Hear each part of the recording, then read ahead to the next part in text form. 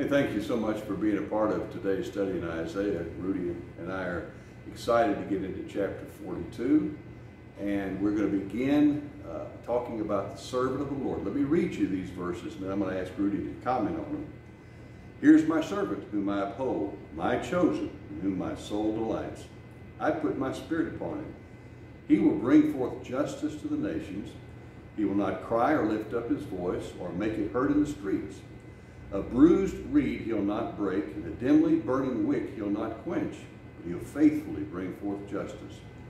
He will not grow faint or be crushed until he has established justice in the earth, and coastlands wait for his teaching. Would you talk to us about the servant of the Lord? Well,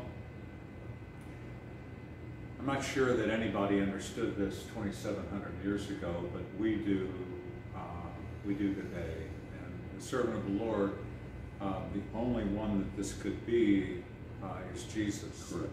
And, you know, the verse says, I have put my spirit upon him.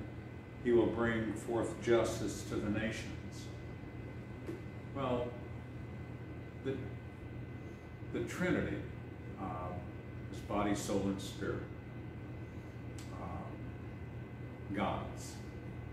But when we read that the servant of the Lord, his spirit is put upon him, that's 2/3 of the 3-in-1 here on earth. And when I think about the majesty of that,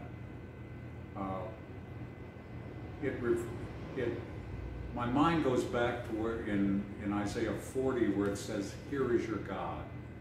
And being raised Jewish is like, I never really could make the connection that Jesus was divine. Otherwise, I would have been Christian a long time ago.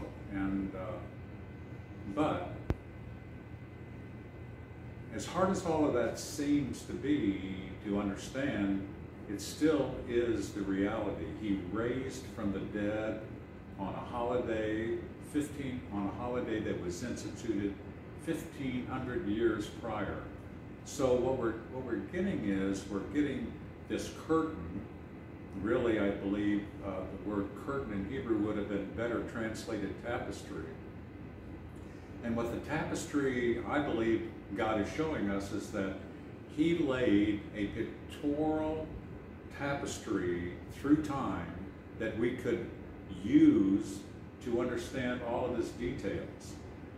The benefit comes from, you see a picture, you imagine what it says, you go to another place where it's talked about, and then you get more color or more detail, and he reveals himself this way. And the passage that draws me to this servant of the Lord is like, how do we gauge who this is today? Well, part of the way came from Zechariah, which is 150 to 175 years in the future past Isaiah. He's a prophet of the people that came back from Babylon. The temple had been destroyed, as well as most of Jerusalem 70 years prior. And the records got destroyed. There was a disagreement who was supposed to be king, who was supposed to be high priest. And God solved that problem through Zechariah. And he named who was supposed to be high priest. His name was Joshua, which interestingly is a vowel change in Hebrew to Yeshua, which means saving. And then the king, God told Zechariah, was supposed to be Zerubbabel. He was a man that was in David's lineage, so it was perfectly relevant for him to be king. But interestingly, 500 years later, further into the future, we find out that Mary and Joseph had a relative named Zerubbabel. And that actually puts the seal of approval on Jesus' genealogy. Right? But it also creates part of the understanding that God's left us with. It's 2 witnesses. You can't take anything to the bank, all the way to the bank, if you only find one passage in the Bible that says something. you have to have at least 2. That's the same criteria that he has for us. You can't be put to death without the witness of 2 or 3 people. You got it. So we're about out of time. As I look at this passage, I will look at the life of Jesus to see how Jesus fulfilled it. Okay? And so Rudy's given you, read the book of Zechariah. You know, is that the, Chapter 3 and 4, right. It's a long book and there's a lot of prophecy in it, but chapter 3 and 4 will kind of inform you of how God works with anointed people. Like Bob's been a pastor his whole life because God called him to be that. The same thing is true for Joshua and Zerubbabel in Zechariah. They didn't know how important it was going to be in the future. Right.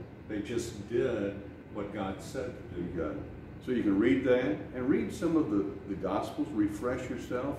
What is said here, you'll see in the life of Jesus. Rudy, thank you. Thank you for that insight. And we're going to be back tomorrow looking at Isaiah chapter 42. God bless you. You have a great day.